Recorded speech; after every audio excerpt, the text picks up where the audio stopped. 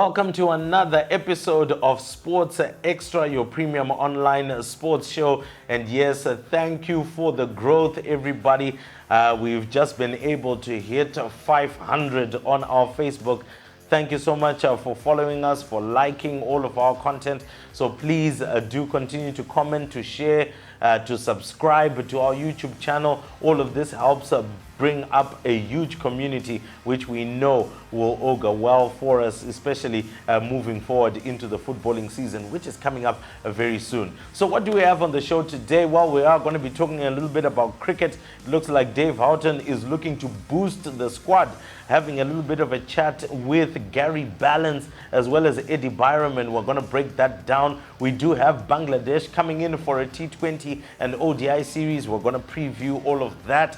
And then, of course, in terms of the Castle Lager Premier Soccer League, it was finally a big win for Dynamos. They had been struggling to score goals, but they came up with a big win against a big side. But will it dent what FC Platinum is doing? Well, we're going to hear more on that. Well, we've also got Schoolboy Rugby, and there were some very interesting results over the weekend. We're going to give you those, as well as just assess, as we're getting to the end of the season, who has had the better season. And we're going to be looking at the French Grand Prix in terms of Formula One action. And finally, just to round up the action at the World Championships that happened in Eugene, Oregon. So stay locked on, and we bring you all that and more.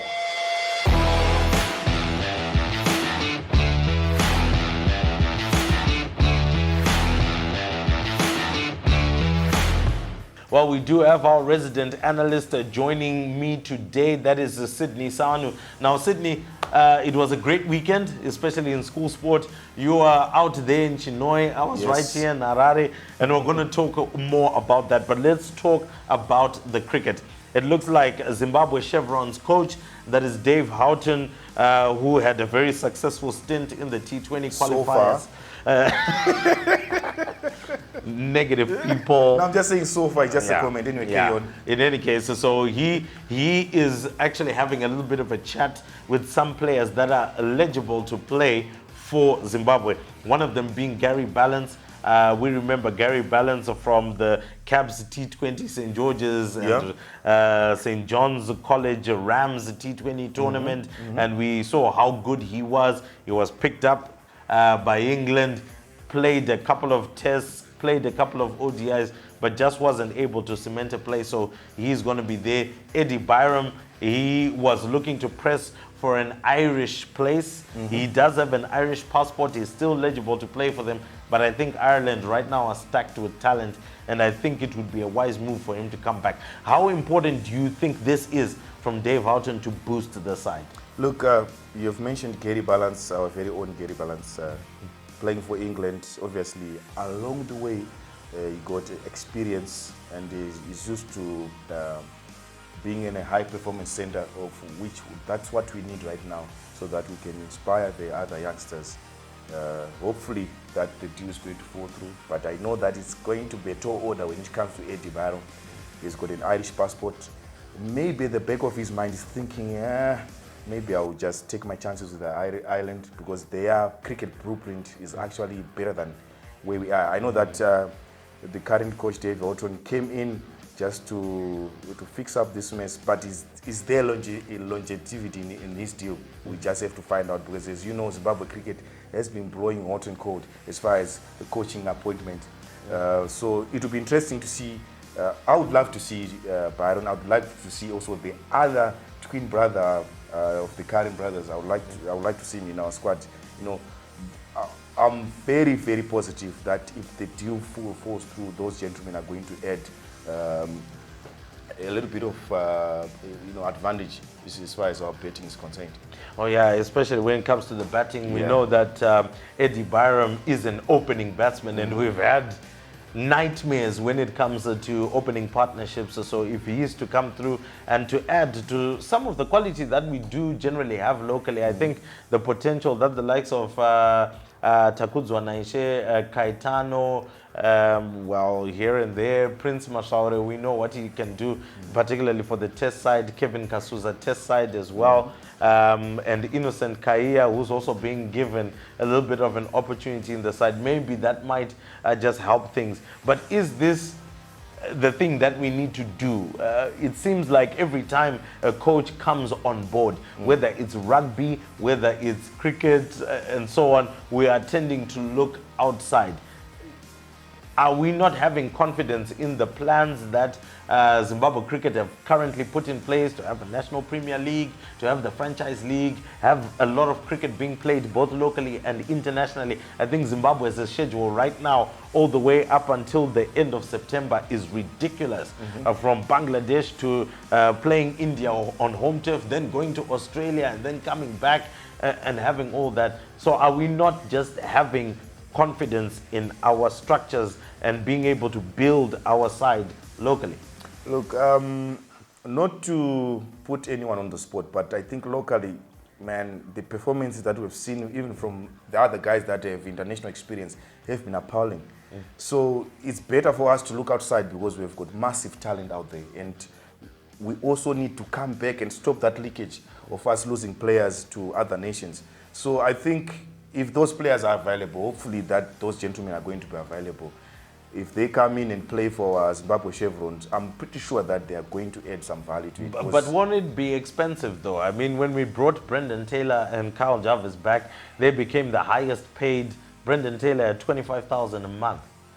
Well, look, it's only 25,000 a month. But look at what they are bringing onto the squad. Look, if we can have 3 or 4 decent batsmen, and trust me, we can win maybe just 40% of the matches. And trust me, that is something that we need, because they just need to restore that confidence in us as fans, as cricket pundits. We really miss that Zimbabwe that used to, go down the wire with the likes of Australia, the likes of, New Zealand, the likes of, England. At some point we beat England. At some point we beat South Africa back in 1999 World Cup. We just need that, and we really miss that. So hopefully that these gentlemen, if they manage to come through our ranks, I mean, that will be something else. Oh yes, it will be. I would love to hear your comments around this one.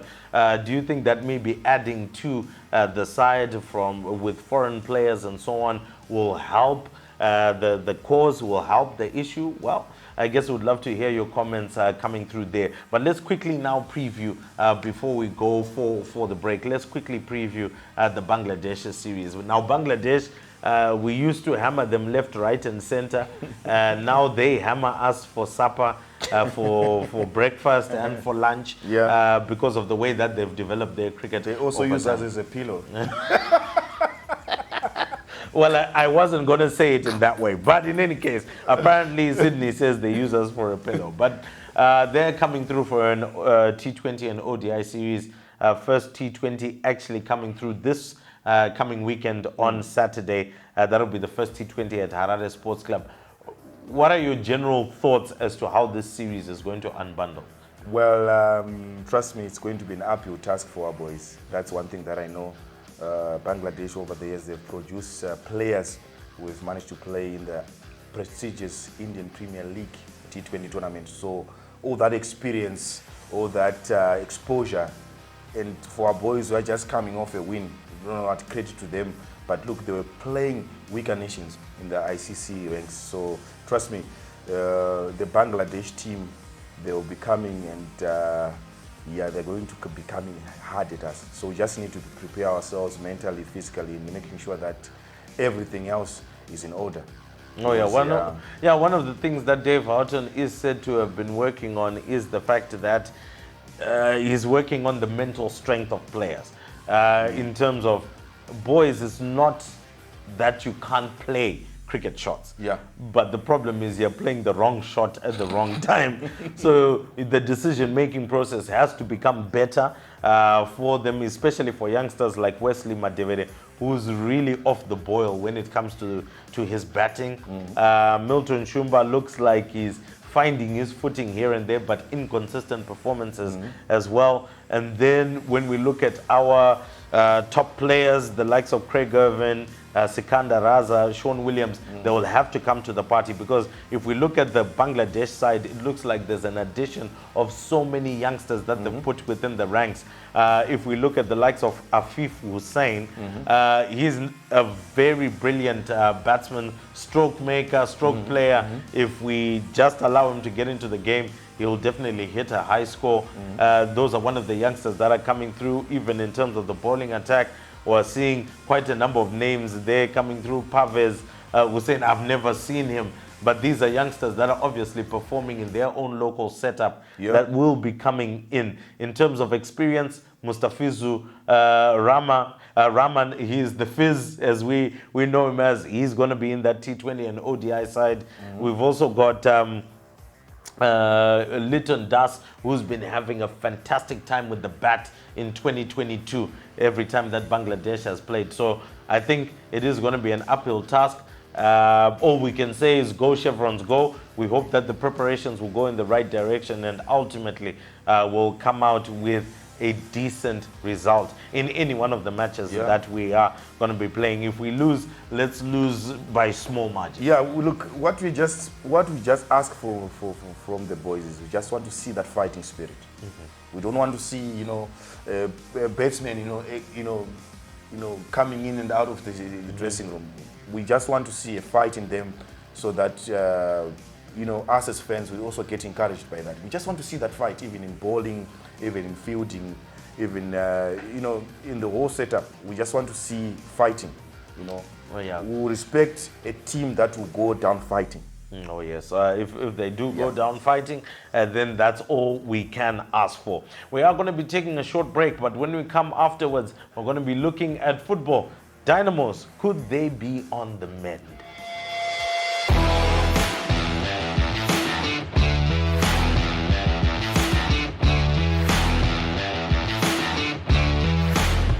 Welcome back. Well, Dynamos seem to be on the mend. Maybe, just maybe. A very significant 3-0 win over Chicken Inn down in Bulawayo. That's very difficult to do, especially with Chicken Inn on their home turf. But Tonderai Nderaya was able to deliver the goods. He says that we're on the mend, and actually the mend started when we drew 0-0 against FC Platinum the weekend before. The biggest challenge that they have right now is the fact that FC Platinum just don't know how to lose. They are winning. Whether it's 1-0, whether it's 2-1, they're just finding a way to win. And to help us just understand whether Dynamos might actually be back in it, or maybe it was just a fluke, is Mr. Titch. Looking back at the weekend's action in the Castle Lager Premier Soccer League this past weekend, the biggest talking point should have been Dynamos' impressive 3-0 win away to Chicken Inn in Bulawayo. But it was overtaken by events in Mondoro on Monday as Ngezi Platinum Stars wielded the axe on coach Benjani Marwaru. This after just 13 games in charge. Benjani, the former Warriors captain, had a win rate of 38%. That is 3 wins in 13 games, including 6 draws and 4 defeats, with the latest defeat coming away to Yada on Saturday. And that appears to be the straw that broke the camel's back. But when you look back to the beginning of this relationship, it was always a gamble from Ngezi Platinum Stars taking a coach who had a great reputation as a player, having played for teams in Europe like Auxerre in France, Portsmouth in England, and Manchester City as well. But it appears both parties, the coach himself, Benjani, and Ngezi, conflating his reputation and status as a player with his ability as a coach. And in the end, it backfired on both parties. For Benjani, he seemed to change his tune towards the end. Initially, when he came into the job, his mantra was that he wanted to give youth a chance, and with the players like Msarada Anwar and Benura getting opportunities, he did do that. But when results were coming, or were not coming actually, he seemed to want to shift and look for more experienced players. And we heard in his post-match after the Yada game saying he needed to recruit his own players, more experienced players. And I think in part that change in direction might have been a contributory factor to him leaving Mondoro. But yeah, a disappointing end to a short-lived career. But we look back as well at Dynamos snapping a 4-game streak where they failed to score by scoring 3 in the second half. And credit has to go out to their 12th man, the fans, and the pillow and at Barberfield Stadium. Absolutely fantastic, especially after Fred Makarati got the goal through the penalty spot just at the start of the second half. And Dynamos were able to ride that wave of momentum and that push that they got from the 12th man to get an impressive 3-0 win. There will no doubt change the mood in the dressing room and obviously uplift the spirits of the players and the coach, Tony Ryan. But FC Platinum stretching their lead to 6 points, obviously benefiting from that clash between second and third and Dynamos and Chicken Inn. So FC Platinum beating ZPC Kariba 1-0, a hard-fought win, but they will still remain in pole position to retain their Premier Soccer League title for 4th successive year. But for Dynamos, they would have kept their slim hopes of continuing the challenge alive. Psychologically, Chicken Inn would say they're damaged, having lost to both FC Platinum and Chicken Inn, their title rivals, in the last month. So interesting action in the Castle Lager Premier Soccer League. We look to see what the interim coach at Ngezi Platinum Stars, Take Shua Chiragi, will do ahead of this weekend's fixtures. But yeah, some interesting subplots from the Castle Lager Premier Soccer League this past weekend. Well, our eyes will remain on how the Castle Lager Premier Soccer League will unfold. But before we do quickly go, your prediction, do you think FC Platinum will once again take this league title? Or do you think that the competition coming through from Chicken Inn, who are sitting second, and Dynamos, who are sitting third, will take it all the way down to the wire? Absolutely positive that FC Platinum are going to win. That's my prediction. Absolutely positive. Absolutely positive. What's the confidence there? Norman Mapeza, look, the gentleman is experienced, played for a Turkish club, played in the Champions League, coached Zimbabwe Warriors, and he has been there. And ever since his appointment, he has been winning back-to-back leagues. So this time around, this should be easy. Yeah, well, look, I mean, let's just say for all the other teams, I'm finding an excuse for you. We were all in COVID-19, 2 years of no football, so maybe that's why there isn't too much competition. Well, stop. Everyone else was in that. Talk about the FC Platinum was not in COVID. How? How? I don't know. Are they from planet Mars? Well, the way that they play, Yeah. they look like they're out of Zimbabwe, but they're not from planet Mars. It's a team that can be beaten, but look, they have mastered the art of winning the local league. And trust me, as long as Mapeza is still there, that FC Platinum is going to be winning over and over again. So they just need to stop this gentleman, because winning is addictive. It's like a drug. So they just need to stop him.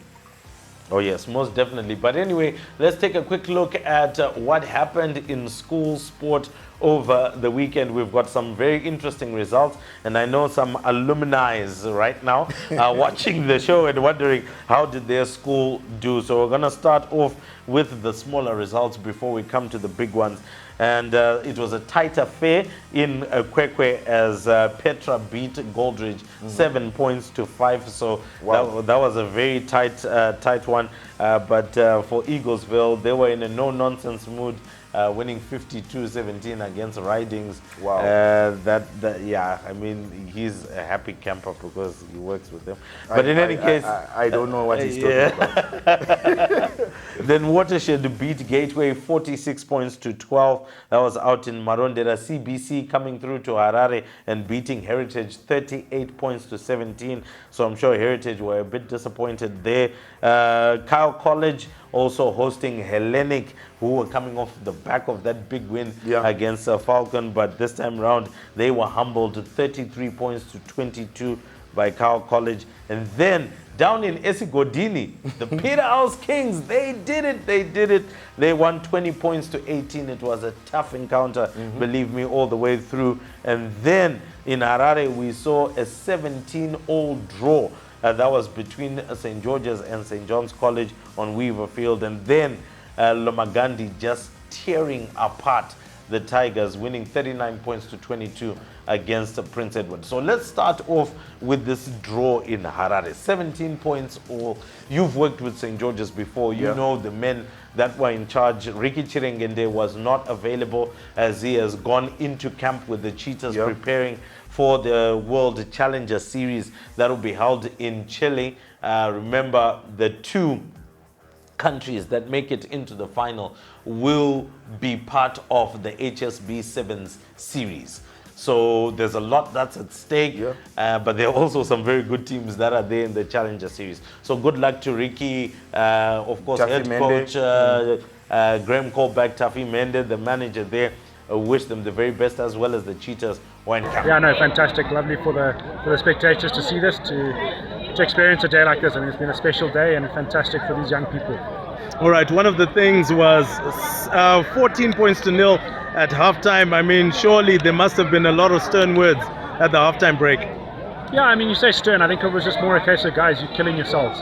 You know, you're making too many errors, too many simple knock-ons, just discipline in general letting us down. I talk about discipline, penalties, and the simple handling errors. So, well, you know, it was just a case of, guys, you're better than this, you know, and you guys can only make it right. We can't come on the field for you, and yeah, the rest is history. All right, well, talking about next week we've got a very tough encounter. That's against Peterhouse. I'm sure you'd want to have one over them when you go down to Marondera. No, 100%. I mean, Peterhouse has had a great season. They've got a fantastic side, and yeah, I mean, Peterhouse has got to be one of the hardest places to play, so we've really got to work hard if we're going to try to get anything out of that game. So yeah, a lot of work to do this week. Well, I don't know whether to say congratulations or it's just one of those for the draw, but I'm sure I wish you the very best of luck for next week. Thank you very much. Yeah, and I think, yeah, you know, at the end of the day, it's the process. You know, we came back, so all I can say to these guys, we are a school at the end of the day. Well done. You gave us 100%. Results not there, so to me I say congratulations to these young men. Yeah, I mean, we always knew, because I know St. George's, give them half a chance, they go. So we kind of knew, second half they were going to come out fighting, because the game was running away from them a bit, so we knew they'd come out strong in the second half. And I think our guys just, we sort of, I don't want to say fell apart, but somewhere in the middle, guys just lost confidence and we were slipping off tackles. And I think that just kept them in the game. One of the things that we can marvel about the way that you played in the first half, the fluidity was absolutely awesome, especially that pairing between Connor Grant and Andrew Robinson has really been a key for you this season. No, absolutely. I mean, like I said, these guys have known each other since they were, very, very little. So the chemistry between him and Robbo is just something special, and you want that in a team. So, and yeah, the guys play really well together. So I'm very happy. Talking about the intensity of such a derby, ending at 17 points apiece, I think that is a good climax for this encounter.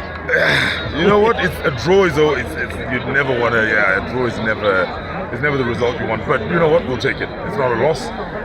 You could see with the boys, they were very disappointed because it's one of those where 17-0 up.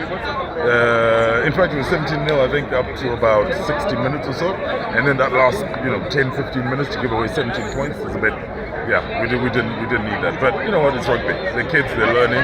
They'll grow. Yeah. All right, one more game to end the season. What has been a fantastic season for you, Max? I'm sure there's a lot to build from this season. Yeah. No, there is. So Falcon, we've got Falcon at home. Falcon at home next week. And so, yeah, I mean, the guys, there's not a lot of picking up to do this week. I think it's just the guys we'll go over the video again. The guys will see the individual errors. And that's all it is. It was just one or two very, very individual errors. But those can be fixed. I mean, the guys are tired. They've gone on tour. They've come back. So we sort of knew it, and you could see in the second half there's a bit of fatigue creeping in. That's why we're falling off tackles. So yeah, so we'll fix it. We've got a week to work on it, and yeah, we look forward to talking next week. But let's come back. So Brendan Bryder took over the reins. We know he has held the reins before, but St. George's coming back literally from the dead in the last 15 minutes and scoring 17 points to level matters against St. John's College. Look, one thing you need to understand between those two schools rather, that played over the weekend is it is derby. It is a derby. It's a Saints derby. Remember, the rivalry between the two schools. Obviously, they were going to fight to get the results. That is the St. George's Dragons, and I think it was a good draw for them. Just defending their home turf. I understand that they also lost away to St. John's. St. John's as well. So I think it was a great game. The level of competition that is at high school level, it is insane. It is certainly insane. Look, credit to the coaches, they've done well. And we look forward to next year. Because the curtain is almost coming down to high school rugby season here in Zimbabwe. Oh yes, quite true. For Falcon, this is the second big scalp that they've been able to pick up this season. We were discussing the fact that maybe Peterhouse didn't necessarily have the big wins that would come with their pedigree of rugby, but they were able to go down to Esigodini, of all places, and pick up a big win against Falcon, which was reassembled in the sense that all of their Craven Week boys were back. Look, Peterhouse, I remember when they played St. John's at their home turf, it was a 17-23, only 6-point deficit there. But look, those boys, they play hard rugby, and any day those guys can fight. So, I wasn't surprised. Because I watched them played against St. John's team, arguably the number 1 ranked team in high school rugby circles. They played their hearts out. Unfortunately, it was one of those silly penalties at the end. They've got a great kicker, Andy. Putting those 3 points away. And look, it was, trust me, Peterhouse is one team that will give you 100% effort every time you face them. Oh yeah, 100% effort for Derek Chiwara. At the end of the day, not necessarily a bad season after all. Yeah, it was. Look, I think he managed to get some big wins, and obviously the famous one, claiming the scalp of the St. John's Rams at Escotini, and obviously lost to Prince Edward at Jubilee Field by 15 points to 25. But overall, we can say that he did a great job. Yeah. All right, so let's come now to the one that you were at. That was out in Chinhoyi, in between the hills. I know where Lomagandi is. I mean, I remember going there and playing both rugby and cricket. An interesting place to go to. What on earth happened for Prince Edward to have been mauled like that? In fact, there the Tigers were supposed to be mauling the Bisons, but this time round it looks like the Bisons are the ones that ripped the Tigers apart. I think what everyone in the Zim High School rugby circle, they need to take Lomagandi seriously. They just need, because look, those boys, they were playing outstanding rugby. Their forwards, they've got big forwards. They were just working throughout the first half and the second half. And, Prince Edward Tigers, yes, they had some moment of brilliance, but trust me, from the kickoff, it was all Bisons all the way. And what they managed to do successfully in that encounter, that is the home team, the Bisons, they were just on PE faces all the time. They never gave the Prince Edward Tigers a chance to settle. From the kickoff, they scored 2 quick tries. I think it was 15-5 halftime. Coming to the second half, from kickoff, a mistake by Prince Edward, and the Bisons capitalized on that. And trust me, those boys are huge. They have got a big pack of forwards, and they were just all over Prince Edward. So maybe PE, their justification is that I had a chat with their coach. They're saying that we've got youngsters, so hopefully that next year is going to be our breakthrough year. But PE has been struggling lately. Oh yes, I mean, talking about schools that will need a breakthrough year next year, it is Prince Edward. I know Churchill have generally won matches, all that have generally come their way. The one draw coming against Lomagandi, but they haven't really had as much rugby as not so many schools were playing with them, and then came through the issue from the Nash, of which that also needs to be addressed at some point, because our government schools are really, really lagging behind now in terms of sporting pursuits and being able to build their squads. But in your opinion, who do you think has not had the best of seasons amongst some of the big boys? Well, Prince Edward, I would say maybe goodness me. I'm only seeing Prince Edward because you'd expect them to win most of their games. Of course, they had a big win against Falcon at Jubilee. But even St. George's, yeah, you'd expect them, with the talent that they have, you'd expect them that maybe To do a bit better. yeah. So those two teams, for me, I just feel like they should have done better this season. And then maybe your top 2 teams for the season. Well, definitely has to be St. John's and Loma Gandhi. Maybe Falcon sitting on the 3rd place. Yeah, those top 3 teams for me. And for you? Oh, well, look, John's had a phenomenal season. I think it was only 2 defeats so far within the season. I do know they still have to face Falcon on home turf, which is this coming weekend's fixture. Believe me, we're going to be there and we're going to be watching that one. I think if you say St. John's had a good season, that is my top side. In terms of the second one, yes, I think Loma Gandhi gets it on the basis of where they've come from and where they are now. Yeah. The kind of rugby program, I mean, they would have trumped John's College if they had actually beaten St. John's College, particularly on home turf when they were full-strength sides. Yes, I know that they finally beat them when St. John's went there, but they were playing mainly a Bullets side at that time. So I'm letting, I'm letting John's off the hook for that one. But I must say that Loma Gandhi have been doing really well. In terms of those that didn't have a good season, I know Prince Edward just takes the cup for me. They just didn't have the greatest of seasons. I know Sean D'Souza has said that I'm rebuilding right now. I'm going to be retaining the bulk of my players. And remember, next year, they'll be turning 125 years. Wow. That's Prince Edward. So watch out for them. They said we're going to be coming through with a strong squad and we're going to look to be undefeated next season. And so we'll be watching that and seeing whether it will come to pass. Well, we take a short break. When we come back, we'll be discussing the French Grand Prix and, of course, the World Athletics Championships.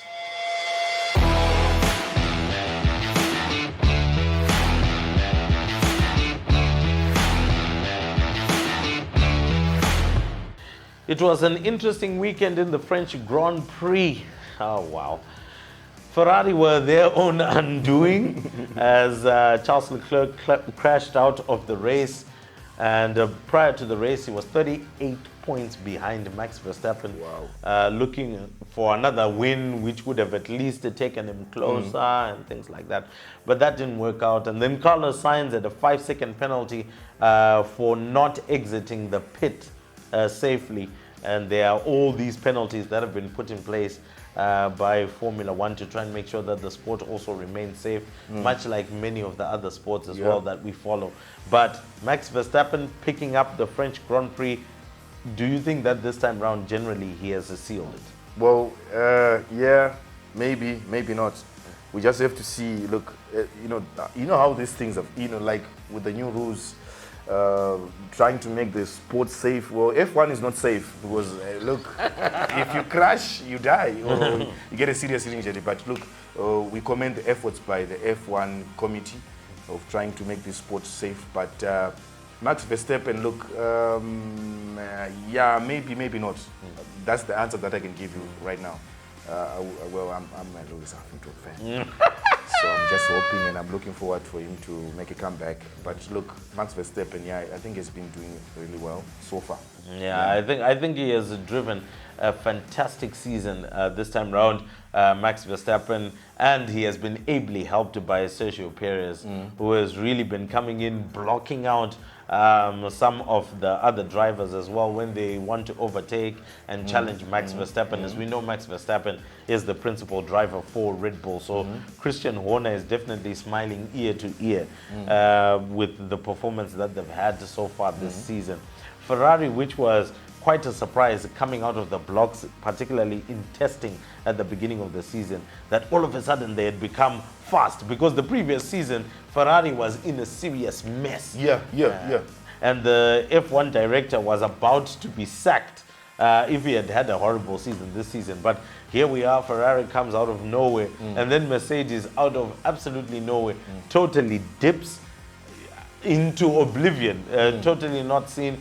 But well done to George Russell and Lewis Hamilton for just trying to keep themselves right within the race, finish, podium finishes and things like that. But how much of a revelation has George Russell been, in your opinion? Well, this season, to be honest, I never came across any name by the George Russell, but it was this season. Look, this F1 season has been crazy because it was just like a roller coaster ride. At some point, Lewis Hamilton looked like, he's going to be the main driver, the main champion, but now we have Ferrari. It's been crazy. Trust me, it's been crazy. But yeah, it's good to see that there has been like competition amongst the drivers. We just need to, hear of new names. That's when you know that the sport is competitive. When you hear of new names, coming up, at some point making surprises. It reminds me of Leicester back in the days, winning that league. So we would like to see more Leicesters in the F1 because, trust me, in the last 10 plus seasons, it has been Lewis Hamilton. And that is bad for the sport. Oh, yeah. Yeah. Well, definitely there is. Because you wouldn't want to buy your ticket knowing that Lewis Hamilton is going to win. Come on. I would. I don't mind. Well, I wouldn't mind, but look, it's like the writing was on the wall. You just need those surprises to keep the sport going. Most definitely. Yeah. But in any case, the French Grand Prix taken there by Red Bull, Max Verstappen extending his lead at the top of the Drivers' Championship standings, as well as helping Red Bull to maintain their lead at the top of the Drivers' Constructors' Championship. And so I think Red Bull should be able to pick up both come the end of the season. Well, finally, we're going to look at World Athletics and some of the huge highlights that came through. Oh my gosh, what a 400-meter women's hurdles final we saw. Sydney McLaughlin absolutely tearing apart the world record, shedding 1 entire second off of the world record running the 400-meter hurdles. And get the kicker out of this one, Sydney. That record which she has set is 1 full second ahead of the 400-meter women's world record. Wow. And she had hurdles. Wow. But if it wasn't for the hurdles, we would have been talking about something else. Yeah. She would have totally shattered the 400-meter record, but Sydney McLaughlin doing absolutely perfect there. And then, of course, Mama Shelley. It's in the name. Oh, it's in the name. It's in the name. All right. I just sent it to Oh, gosh. It had to be Sydney. But in any case, let's put things in perspective here. Yeah. So, in any case, Mama Shelley and Shelley and Fraser Price defending her 100-meter world title. Unfortunate not to take the 200-meter title. I mean, Sharika Jackson was just blazing down that trail. But in terms of Shelly-Ann Fraser-Price, many have called for her to be named amongst the legends of sports people in our time. Yes, she's do a you legend. agree? Yeah. She's a legend, without a shadow of doubt. But one of the other highlights as well that came through was within the 4x100-meter relays. If you don't get your baton exchange right, guys, you will lose the race. Let's start off with Jamaica. What was up with changing the first runner? Goodness me, it's just a basic. When you are holding that hurdle to your right, the baton, it has to go to the left, okay? The one who's receiving that baton, as soon as it hits his or her palm, just grab it, then you run. That's all you have to do. And that process was not easy for the Jamaican Yeah, it wasn't Rastafarians. Yeah. You know what?